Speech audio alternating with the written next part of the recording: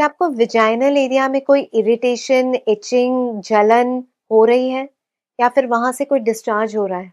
तो ये बहुत आम प्रॉब्लम है, किसी ना किसी को ये होता ही है और इसी बारे में आज हम इसको डिस्कस करेंगे। Hi, I am doctor Neha Gupta, infectious diseases physician with close to 2 decades of experience and founder of NG Swastha, empowering my patients to overcome their infections and lead a healthy Swasth life.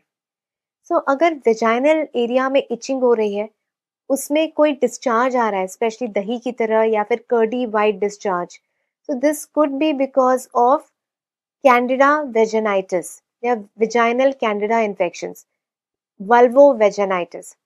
Now, there can be other causes also, but this is the most common cause. And it can happen, ये किसी को भी हो सकता है, young sexually active females में भी हो सकता है, और अगर आपको डायबिटीज है, तो उसके चांसेस बढ़ जाते हैं।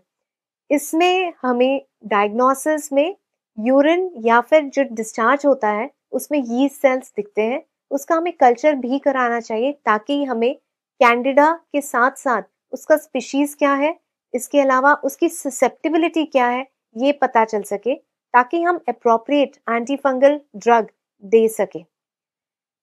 इसके लिए करंटली मोस्ट कॉमनली हम एंटी फंगल ड्रग्स यूज करते हैं जो कि लोकली भी इंसर्ट किए जाते हैं।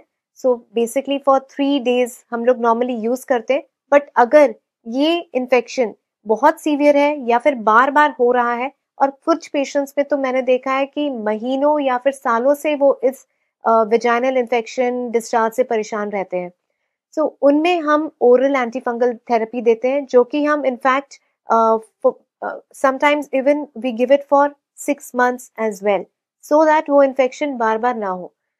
And definitely I think positive रहना चाहिए, it is completely curable and it requires maintenance of the hygiene, perineal hygiene, and control of the underlying factors like diabetes. And with this, I hope you will be able to get rid of this infection and lead a healthy, Swasth life. Thank you so much.